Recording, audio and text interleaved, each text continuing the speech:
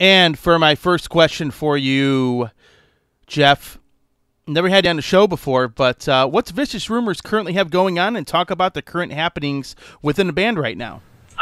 Well, hey, man, it's great to be on your program. Thank you so much. And, yeah, Vicious Rumors has just been, we're about to celebrate our 40th anniversary next year. It's like us, Pink Floyd, and the Stones. And it's been an honor, and we've just been fortunate enough to survive the test of time and surround ourselves with good people. And it's just a life's work at this point. We recently did the Bang Your Head Festival last summer, and we've done some West Coast touring in the United States, from Los Angeles to Seattle on the West Coast. Basically, we're writing for a new studio album, but when 2018 came around and, we reminisce about Digital Dictator and that time of the band, it just seemed, we've been asked to do it for many, many years. I mean, for years I've had people asking me about doing like a special Digital Dictator show or tour or something like that. And so back then, when Digital Dictator came out, we hadn't really begun the heavy touring yet. We were just starting. So we probably did, a handful of tour dates and maybe a couple of festivals. But, the 30th anniversary of Digital Dictator is going to see the band on tour for over 3 solid months and up to maybe 70, 75 shows. Mm-hmm. Well, Geoff, let me ask you this, because obviously the Digital Dictator album, to me, is a very monumental heavy metal album. And one of the things that I think is great, it was so refined in comparison to the first record. And I have to ask you, what are some of your best memories of making Digital Dictator, since we're celebrating the 30th anniversary? Maybe talk a bit about the memories and some of the stories you have about recording that record. Absolutely. I mean, it was a time where we had, when Carl Albert first came into the band, and also, that alone made it so historic because he was just such a special singer, had such an incredible tone and vocal ability. We saw him in Villain and the Ruffians, and I just always was like, my God, that guy is just, if I could just get that guy, and when Gary St. Pierre was sort of leaving the band, I had heard that Carl was available and was not in a band right now. So it was the timing somehow just got lucky to even get him interested. A former bandmate went down and met him and gave him the Soldiers of the Night album, and he got back to us and said, I really the music, maybe I could sing something to this. And then we got together, and like the first thing that came out was Digital Dictator. That was the very first song we wrote together, with me, Mark, and Carl. And also and another big change was Vinnie Moore was sort of always more into he wasn't really at that time he was really focused on being like his own kind of guitar hero guy. He wasn't really looking to be part of a team or part of a band. And I've always been sort of real band oriented, real trying to get chemistries that work very well together. And then when Mark McGee came in, it was he also in my opinion is equally as much of a virtuoso, maybe even more versatile, because Mark will blow your mind, can play like any style you can imagine at a very top quality level. But him and I had a very good chemistry together, and we the songwriting was myself and Mark and Carl, with Larry mostly, and man, it was a special time. the thrash metal thing was really blowing up in the Bay Area, and, it's funny, like back then, I think, we were just a bunch of local bands, the local bands just happened to be Metallica, Testament, Death Angel, Exodus, Vicious Rumors, and bands that still work today. And, I don't think any of us would have known. Metallica, of course, is an exception to the rule since they're the biggest band in the world now. But, for the rest of us, I think, we just thought we were local bands and in a local scene and really didn't even realize that the whole world would look to the Bay Area at that time for this style of music. Mm-hmm. And, Vicious Rumors at the same time was a little bit on the outside of that. We were kind of we always had, our thing was just being an overall great band. We were, we wanted to have, great vocals and harmonies and dynamics and, as well as some of that thrashy kind of aggression and stuff. So we were a little different from all those bands.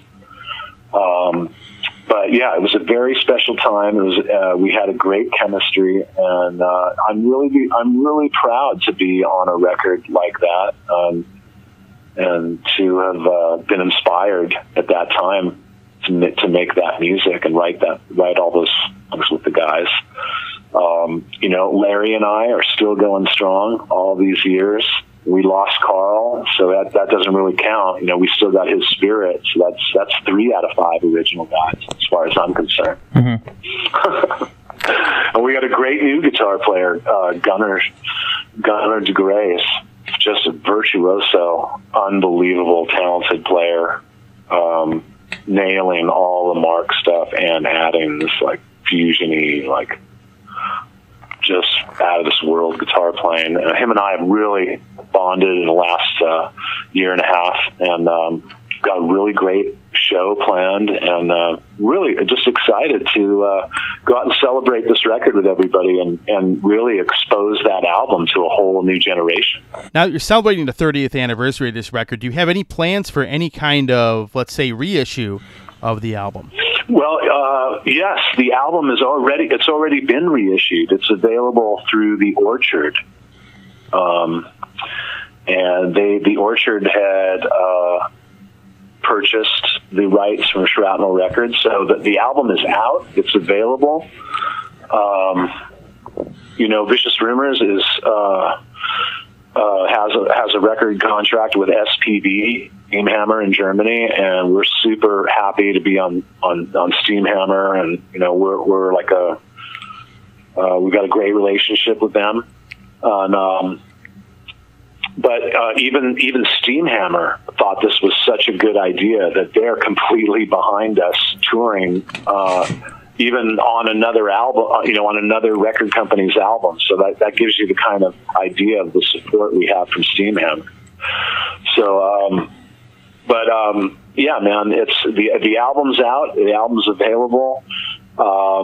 We do have a very special live DVD that's going to be available at the tour dates, and through our website. And it's very cool. It features the band performing in front of about 20,000 people at the Bang Your Head Festival. Mm-hmm. A multi-camera, 18 to 20 cameras shoot. This top quality mobile recording truck. I mean, it's the best live thing we've ever had as far as quality, visual, and audio. So that is going to be available starting on August 31st at our first show. Digital Dictator is a great album, and I'll tell you what, the debut album, even though the songs weren't as refined as Digital Dictator, the debut album, Soldiers of the Night, I mean, I thought you and Vinnie Moore put on this guitar playing clinic on that record, and it was a bit more raw, had a different singer, but, talk about your debut album as well, because I've always loved, the guitar playing on it, and it's still, in my opinion, a pretty good record for its time, at least. Yeah, well, we started out, doing, the Metal Mondays in the Bay Area, and we met Mike Varney of Shrapnel Records, and we were, one of his early signings, And at the time, I was sort of rebuilding the band, and Mike introduced us to Vinnie Moore. He actually sent me 3 tapes of guitar players. One of them was Vinnie Moore. One of them was Joel Holmes, who ended up in Ozzy. And another one was, oh God, who was the third one? I'll have to get back to you on the third guy. And you know, all 3 of these guitar players they sent us, any one of them would have been amazing. I mean, they were that good. But we just really thought Vinny's was you know, had just something that we all did. Let's try this guy. But oddly enough, Vinny never really played any shows with us. We made the record together, and then he kind of realized like that, you know, he wanted to just be like a kind of a guitar guru guy, and so we didn't quite have the chemistry on that album that we had on Digital Dictator as a unit. But you know, since it was our first record, I mean, I had. You know, it takes you, you know, 15 years to do your first record, and then you got to do your second one in, you know, 6 months, at least back then. But, yeah, you know, Larry and I had songs ready, for the Soldiers of the Night album. And, you know, we really featured Vinny a lot, kind of as we kind of thought maybe he was going to stick around for a while. So he's really featured on that album, and that also is, you know, definitely, you know, these albums are kind of like the amount of energy and effort that goes into each one of them.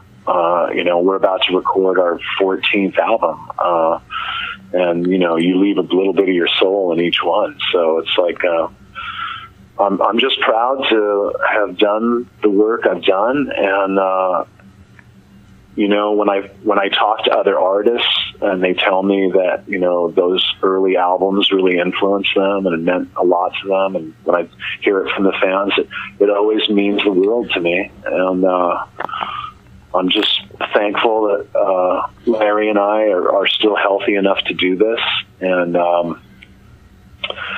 we've got a great band right now. Terrific band, and we're firing on all cylinders, my friend.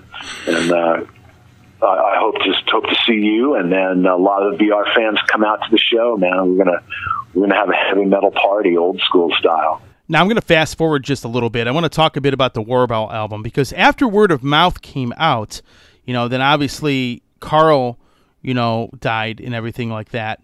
You know, you guys were really still trying to find yourselves, but something came together on the Warball album, and what was it? Because Warball was a great record, and I think it started a string of pretty solid releases by you. And talk about what happened when that album came out, because all of a sudden you guys just took a big leap in songwriting and everything, and really have put out a very good string of albums. Well, you know, there was a big gap in between Warball and the album before that. And, you know, when you've had a band together, going on 40 years, I mean, you know, that's just doing anything in life for that long. You better be ready to roll with some changes, you know, from health issues to business issues to, you know, births, deaths. I mean, you know, we've seen it all. And at that point, you know, I was just like, man, I never want to let a 5-year gap go by again. You know what I mean? I'm just like, life is too short, life is too valuable, and whatever I can do to keep the energy going, to keep the creative, the creative writing, to keep the creative thinking and the moving forward going, I'm going to do it. And Warball was really just for me like a return to, like, I don't care what year it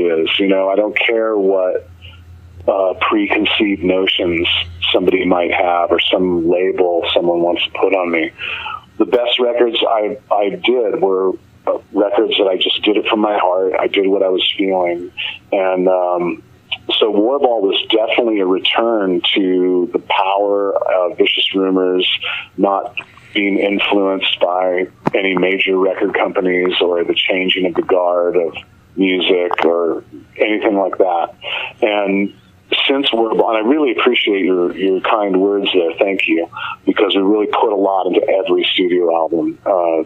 Everyone before Warball and after, but since Warball, it's been something that we've just fought tooth and nail to still be in the game, to still keep it Vicious Rumors, to still keep the quality at a high bar. And luckily, I've been surrounded by some great musicians, and I have a great producer that I work with, Juan Ortiaga. He's worked with Machine Head, Ted Nugent, Night Ranger, Death Angel, everybody. He's just an all-around incredible engineer and producer. And him and I have done every album together since Warball. So Juan is also a very big part of that Vicious Rumors Insurgence. And, I still love it. And that's the whole thing, man. I'm having fun with it. I still love going on tour. I still love playing the music, making the records.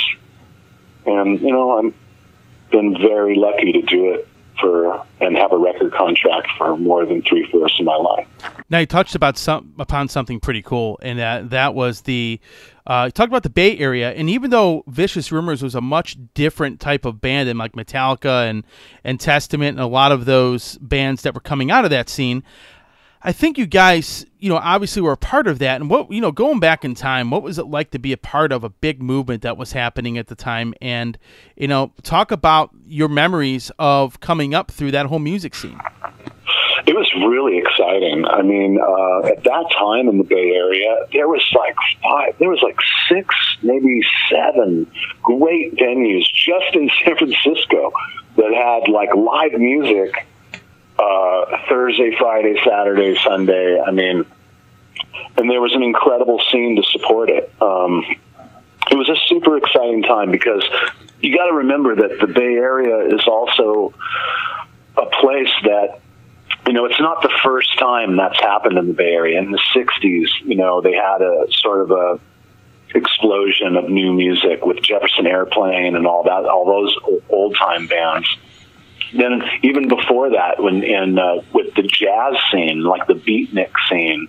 So the Bay Area is kind of a special place. It happened again in the 80s with thrash and power metal. And we were lucky to be part of it. It's kind of a special place. It was an incredible time.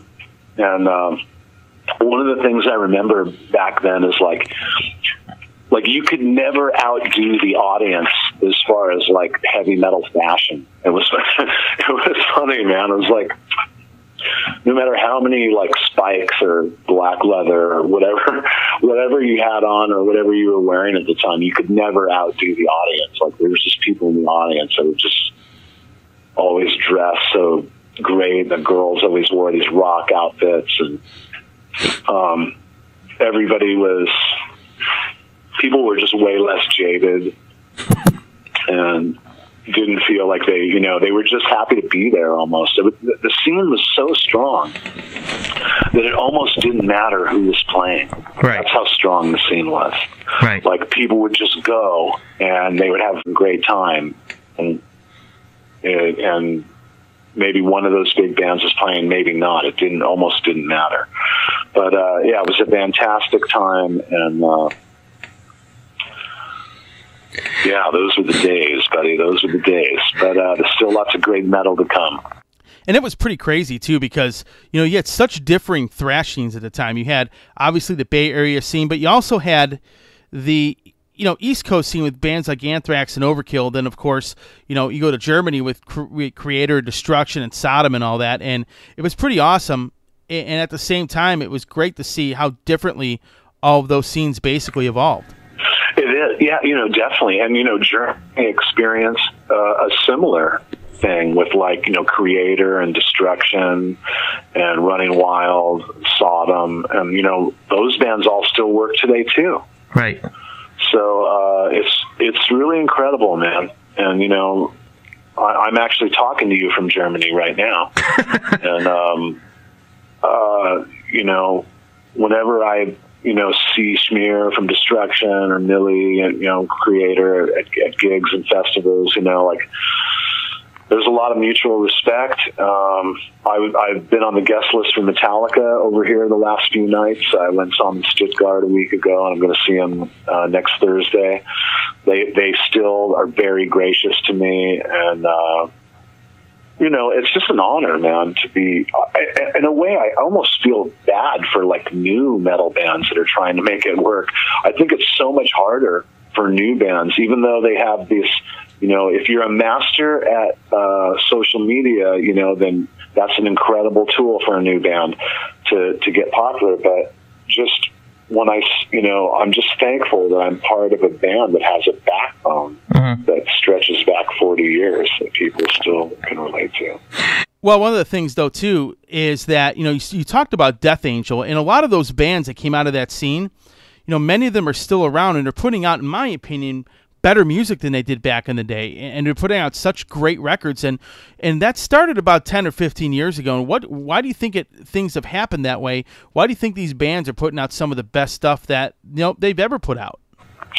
Well, I think as an artist, if you're working at your craft year after year and you're taking yourself seriously, as far as like being healthy and trying to, pushing yourself to do something cool, I believe that everyone gets better, especially if, you have some success. So, I really think the answer to that, and I have to agree with you too. Some of the last works of Exodus and Death Angel to me are their best things.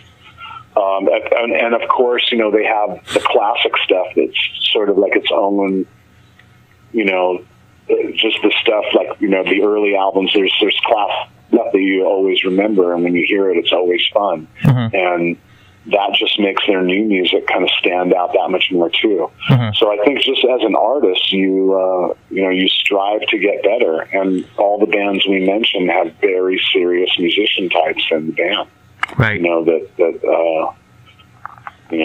are working very hard to keep this kind of quality and keep this kind of level. Now I want to talk a little bit about Carl Albert. Obviously, one of my favorite singers, probably one of the top 10 people that really inspired me to sing, Geoff. And, everybody knows him as a singer as far as his voice goes, but what kind of person was he? Maybe talk a bit about Carl Albert, the person that many of us may or may not know, and give us some memories of Carl and his personality and just what he was like as a person in a band with you guys.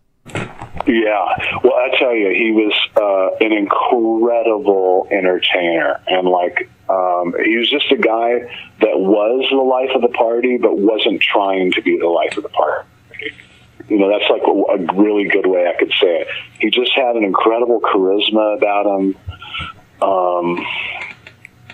I don't know. He was like it was a magnet for like women and animals. It was weird. I was always see like a bunch of girls around him and a couple dogs and a few cats circling him. Like, I don't know what it was about him, man.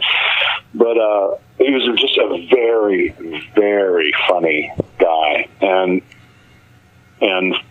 it always cracks me up when I see and I meet certain singers that have this super attitude. You know what I mean? Like they're so cool or whatever, like that. Right. And like Carl's voice, and I'm talking about guys that couldn't touch what Carl could do vocally, but Carl never came off like that to people, man. He was just a very genuine person and a very funny sense of humor, and it was an honor to have him as a friend, let alone one of the most incredible singers in heavy metal before, during, and after his death, as far as I'm concerned. Right. It was, and he, it's funny. He had like a real heavy asthma kind of conditions. And when we first recorded Digital Dictator, it was at Prairie Sun Studios, which is in the middle of this giant field in Northern California. And I didn't even really realize, I didn't think about it. That's just where Shrapnel did all their albums. So, of course, they booked us there. And I remember when he showed up that day, and he's like, Geoff, you booked the recording in the middle of a hayfield. And I was just like, oh God, what did I do? But of course, he just rose above it and figured out a way. But a really funny guy, and he was one of those guys that would record something incredible on the album, and then when you saw him live, he might take one of the same parts and just do something even more outstanding. Instead of something easier live, he might do something even more incredible. Great. So, and he was also a little son of a bitch sometimes, I got to tell you. It's one of those guys, like, he was hard to get mad at. You know what I mean? It was like, sometimes it may, like, maybe he's late for something really important, or, just something, something kind of trivial. Like, you want to get mad at him, but just had a way of, like, he was very hard to get mad at. But he was a badass. That's all I can say. He played guitar, keyboards, harmonica. He started off as a guitar player and in his band in Modesto, and they were looking for singers. Couldn't find a singer, and then like one day he's just like, oh, you know what, I'll just give it a try. And then he started singing, and like everyone in the room was just like, what the hell? What have we been looking for a singer for, So he's just a real natural too. He wasn't a guy that had to try or to warm up, or he did a little bit, but it was so ridiculously easy for him. And that was annoying too sometimes. But he was a fantastic guy, man. And I could probably go on and on if I sat here and thought of a bunch of Carl Albert stories. Some not suited for all audiences. So how would you compare some of the new songs you're writing for your next album compared to, say, the last few records that you've put out? It's going really good. I really like working with Gunnar. I think like him and I probably have the best chemistry we've had in Vicious Rumors since Mark McGee and I. And but Gunnar also comes from a little darker place than Mark came from. Mark is super melodic and versatile and can play like any style and stuff, but Mark sort of prefers a little bit more of this melodic edge and like female vocals and stuff like that, whereas Gunnar kind of comes, he's young, he's not even 20 years old yet. He's about to be 20. He's just like this virtuoso that comes from a bit of a heavier, darker background. He has, his type of music that he writes is like this technical death metal stuff. And so I'm really looking forward to putting his aggression and his sense of musicality. He's also incredible with the harmonies and just very creative. He's always sending me like, hey, I came up with this part today, and like sending me this stuff. It's just like, man, I remember when I was 20, man, Jesus. He's on fire. So I think him and I together, I'm kind of bringing like the big time choruses, the classic arena Vicious Rumors sound, and then we're mixing it with some of his really intense riffs and licks, and it's going to be a badass album. It's going to be another chapter in Vicious Rumors moving forward, and but at the same time, you'll hear, any album that has my writing and singing and Larry's drumming and singing on it is going to sound like Vicious Rumors. But it's what we're doing together now is moving forward in the classic style of the band, but 30 and now 40 years later. So I think it's, I can't wait to finish it up and get it out. Right now, we're going to celebrate the rest of this year with the Digital Dictator Tour, and it's just growing. It started out being 20 shows here and 15 shows there, and now it's up to, I believe it's over 45 shows in the U.S. and Canada, and up to 20, 25 shows in Europe. So we have a monster schedule ahead of us, and we've still got a ton of great music to make. When I think about all these years, and I'm just been incredibly fortunate, incredibly lucky to work with great people and to continue doing what I love to do and have support like I have with friends, family, record company, and the Heavy Metal Legion around the world. So what are some of your memories playing here in Cleveland, which is where I'm from? Oh, man, we had some great shows in that area, in that state. We met some very cool people, had a lot of fun. I'm pretty sure Mark has a couple of illegitimate children in that area. Let's see. There was a club called Flashes. Mm-hmm. I don't know if that's still... Do you ever remember hearing about that? It's been gone for about 20-some years. Okay, so you knew about it then, right? Mm-hmm. Yes. Okay, so I'm right in that regard. That's good, and that makes me feel good. I can still remember that. We played there a few times. The last time we were in that area, we played Rippers Club, and I can't remember exactly what city that was in. It would have been Akron. I think it was. Okay, and so, but you know. I just remember when we played Rippers Club, we had people show up with pictures of us from 20 years ago with me and them, and it was funny because I usually look great still, but them not. So, I'm just playing with you, buddy. You still there? I'm here. I can hear you. Okay. But it's just incredible, like when you go and you hit cities like in towns that you played in the past, and people show up and remind you when you were there last time, and they're ready to see you again. And sometimes they're bringing their kids this time, or their younger brothers. And so, man, I don't know. I don't have a lot of gory details, but I'll tell you, a lot of great rock and roll fans out that way, and I'm really looking forward to seeing everybody again in September, October. You know, you're mentioning you mentioned some kids, and, you know, I see a lot of younger kids in high school coming to a lot of these metal shows. It's like that whole genre has just hit a whole completely different generation of people now. It's true, you know. I mean, I think when I was a kid, you never liked what your parents liked, you know. But, you know, that's because it was like Led Zeppelin and Frank Sinatra. You know what I mean? Mm-hmm. So, but I think nowadays it's a lot different. You know, a lot of young people, I find, I've been seeing more and more young people searching out for older music because they're unhappy with the choices they have today.